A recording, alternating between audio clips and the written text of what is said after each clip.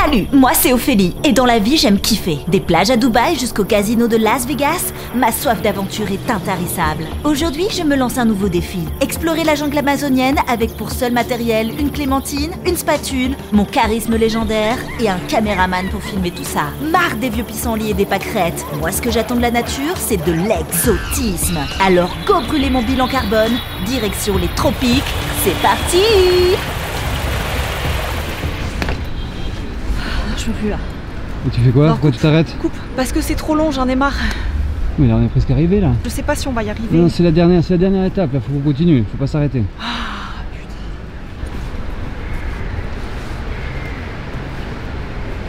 putain. Allez, c'est reparti!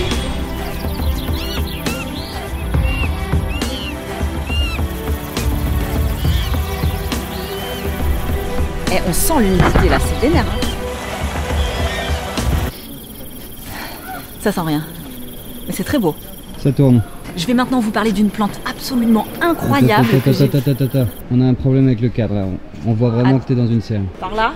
Là, comme ça? Non, c'est grillé, c'est grillé. C'est complètement grillé. Oui, bah, je sais pas, moi, on a qu'à leur dire aussi. Mais leur dire quoi? Que je suis pas Seb Lafrite en fait, que moi je suis pas une exploratrice de l'extrême, je suis juste une pépiniériste qui s'intéresse aux cerfs. J'avais pas prévu moi de faire un truc aussi compliqué. Moi je voulais juste en apprendre plus sur les grandes serres. Je peux pas faire ça?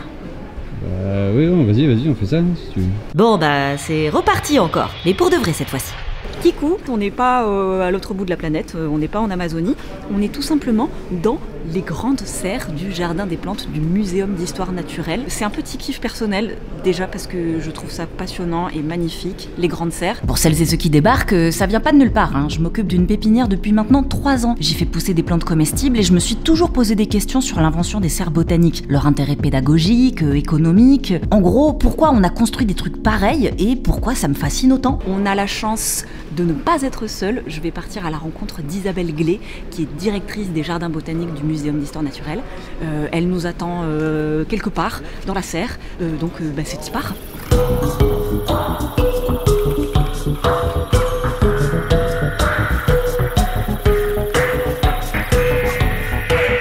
Bonjour Isabelle. Bonjour. Ça va? Oui, merci.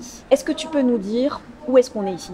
Alors, contrairement à tout attend, nous sommes à Paris, dans le 5e arrondissement, Et oui. au Jardin des Plantes. J'ai plein de questions à te poser. D'abord sur la genèse des serres. Est-ce que tu connais un petit peu leur histoire? Comment elles sont arrivées ici? Pourquoi? Donc, elles sont arrivées ici il y a fort longtemps, à l'époque de Louis XIV. En fait, Louis XIV reçoit un plan de café, un caféier, et du coup, il faut le protéger, l'hiverner. Donc, on le met dans un endroit exposé au sud, donc contre la petite colline qui se trouve dans le Jardin des Plantes, qui s'appelle le Labyrinthe. Ok. Et c'est comme ça qu'on construit la première serre, qui est en bois et en métal. Au début, on avait un vrai intérêt scientifique, parce que ces plantes, il faut qu'on les décrive, il faut qu'on sache à quoi elles peuvent servir d'un point de vue agronomique, alimentaire. Et puis peu à peu, il y a aussi un engouement pour le public. Et on dit que c'est intéressant de présenter ces végétaux. Et du coup, on passe de l'agronomie à la diffusion scientifique avec des serres monumentales pour présenter ces végétaux. Bon, on n'est pas sur une chaîne d'histoire, hein, par ici, mais j'avais quand même envie de rajouter des petites infos supplémentaires. Nos premiers essais pour cultiver des plantes à l'intérieur dateraient de l'époque romaine. Un empereur mégalo, Tibère pour ne pas le nommer, voulait manger des concombres à l'année. Mais pendant l'hiver à Rome, il fait froid, hein. On a donc essayé d'installer des concombres sur des chariots qu'on déplaçait quand il faisait trop froid pour les mettre à l'intérieur. Le problème, vous le voyez venir aussi, c'est que il a manqué de lumière. Du coup, finitos les structures en ardoise, on a décidé d'utiliser des plaques de sélénite, une roche transparente. Paf, c'est l'invention des premières serres. Sans transition, on arrive à la période de la Renaissance, période où les techniques de fabrication des panneaux en verre se sont considérablement améliorées. On peut donc agrandir les structures de manière complètement démesurée, la mégalomanie peut continuer de vivre sa meilleure vie. C'est aussi une grande période d'exploration, de colonisation, et on se met à rapporter des plantes d'un peu partout dans le monde. D'ailleurs, le mot serre vient de serrer, alors pas dans le sens pécho, mais plutôt mettre à l'abri. Les premiers jardins botaniques arrivent un peu partout en Europe, et pour moi c'est une période où l'on cherche autant à exploiter la nature que de la comprendre. D'ailleurs à l'époque, les jardins botaniques sont toujours accolés à une faculté de médecine, car la botanique fait partie des études dans ce domaine.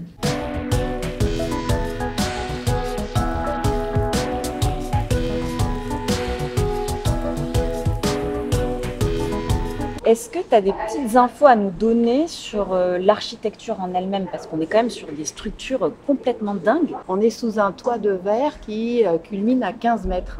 Ah, wow. Donc ça, c'est l'équivalent d'un immeuble de 5 étages. Donc une structure qui est à la fois en métal et en verre, qui a été très joliment dessinée pendant la période Art déco. Ça, c'est pour cette serre, qui est la serre tropicale. Et on a 2 autres serres, une serre Nouvelle-Calédonie et une serre de l'histoire des plantes. Et là, on est dans une architecture 19e, donc peut-être un peu plus épurée. Comme on est dans un jardin botanique, et que l'objectif, c'est que les végétaux soient connus et reconnus, on a un étiquetage et on a un service qu'on appelle la régie des collections avec des personnes qui enregistrent les végétaux dans une base de données et qui produisent les étiquettes qui sont installées ici. On me demande souvent pourquoi je ne fais pas pousser des plantes exotiques sous ma serre. Mais qui dit plante tropicale dit serre chauffée bien sûr, et un taux d'humidité en constante maîtrise. C'est bien technique tout ça et relativement énergivore. D'ailleurs, pendant les 2 guerres mondiales, les serres ont perdu quasiment toutes leurs plantes à cause des pénuries de carburant qui obligeaient l'arrêt du chauffage. En fait, conserver du patrimoine végétal, c'est un exercice de haute voltige. Est-ce que tu as des petites anecdotes sur certaines plantes en particulier? On a une monstera, ces plantes qu'on a dans nos appartements. Donc là, à côté du Grand Rocher, elle est assez incroyable par la taille qu'elle a et par ses racines qui redescendent pour venir s'alimenter au sol. Et ce qui est drôle, c'est qu'elle s'appelle Monstera deliciosa. On se dit, il doit y avoir un fruit délicieux. Mais les jardiniers ici qui l'ont goûté n'ont pas trouvé... C'est pas deliciosa. À l'entrée, ça vous pouvez, on ne le loue pas. On a un arbre du voyageur. Donc c'est un arbre qui oriente toutes ces feuilles dans un même plan. Il est supposé, à la base de ces feuilles, ça fait comme des petites coupelles et il servait aux voyageurs pour s'hydrater. Nous, là, on est sous un capoquier. Le capoquier, c'est un arbre et autour de ses graines, il y a quelque chose d'assez duveteux, cotonneux. Et c'est avec ça qu'on faisait les matelas autrefois. Oh waouh! Les matelas en capoc. Ouais. J'ai ouï dire que vous aviez aussi une collection incroyable de graines et un herbier aussi, l'un des plus vieux du monde, non? C'est vrai? Oui. Wow. C'est très vrai. Donc le muséum héberge ce magnifique herbier qui est très utile pour les identifications avec des planches très anciennes mais qui est toujours d'actualité. Et puis effectivement, on a une grainerie, donc avec des graines du monde entier. C'est aussi un lieu de recherche. Donc on a dans la serre des plantes de collection, on en a aussi en réserve des collections entières d'aloès, d'orchidées qui sont des supports pour la recherche, pour les chercheurs du muséum et aussi d'autres institutions. J'ai une dernière question, c'est vraiment de la pure curiosité Isabelle.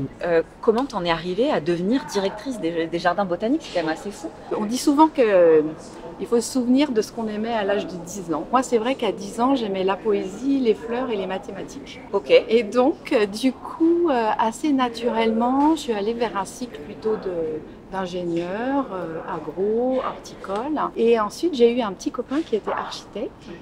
Et un jour, il a déroulé un plan devant moi dans lequel il composait un jardin. Et je me suis dit, waouh, magnifier la nature, c'est vraiment super. Et à partir de là, j'ai commencé mon chemin vers le jardin, d'abord dans le privé. Ensuite, je me suis occupée des jardins de Matignon pendant 10 ans, des jardins du Louvre et des Tuileries pendant 7 ans. Et là, j'ai le bonheur d'être ici. Ah ouais, donc sacré parcours, ok. Donc les petits amis, peut-être qu'ils ne restent pas ad vitam aeternam, mais on peut y trouver à un moment donné des pistes pour sa voie professionnelle, sait-on jamais. Voilà, mon aventure dans la jungle tropicale s'arrête ici. J'ai tourné cette vidéo à une période où le temps était absolument pourrave à Paris, et passer une journée dans ce lieu m'a fait beaucoup de bien. Je comprends complètement ce besoin d'évasion et d'exotisme qu'on a tous, et ce genre de lieu, ça peut l'assouvir assez facilement avec toutes ces plantes complètement incroyables. Après, est-ce que notre cher Louis XIV se serait intéressé au pissenlit plutôt qu'au caféier si cette fleur avait été rare et lointaine? Ce que je veux dire, c'est, est-ce qu'on est obligé de chercher loin et compliqué pour s'émerveiller? Les pissenlits et les pâquerettes, c'est des petits trésors qui s'ignorent, hein, moi je crois. Allez, plantez tout, plantez-vous, love sur vous.